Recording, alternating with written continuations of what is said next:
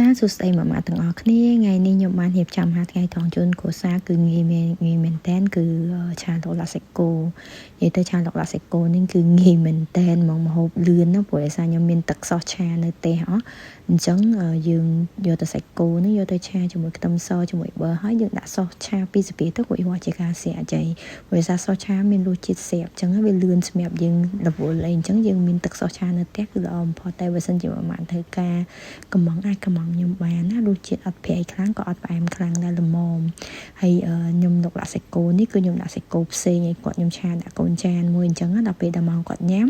ចាំគាត់ចាក់ទៅលើបន្លែទៅដើម្បីកុំឲ្យបន្លែហ្នឹងវាស្លោកទុនឲ្យអត់ឆ្ងាញ់ឲ្យខ្លាចប្អូនព្រោះយើងទុកដល់ថ្ងៃបានគាត់ញ៉ាំម៉ោង12អញ្ចឹងខ្ញុំធ្វើវិធីនេះវាងាយលឿនឲ្យបន្លែដែលខ្ញុំមានគឺមានសាឡាត់ពេញប៉ោះខ្ទឹមប្រាំងហើយសណ្តែកប្រាំងសោះ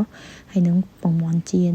អញ្ចឹងបើសិនជាម៉ាម៉ាមានតម្រូវការអាចកំងបានសម្រាប់ទឹកសោះឆាហើយម្ហូបនេះគឺលឿនមែនតើរយៈពេលអត់ដល់10នាទីយើងធ្វើរួចរាល់ជាស្ការស្រេចបាត់ហើយអញ្ចឹងអរគុណច្រើនសម្រាប់ការតាមដានវីដេអូមួយនេះណាម៉ាម៉ា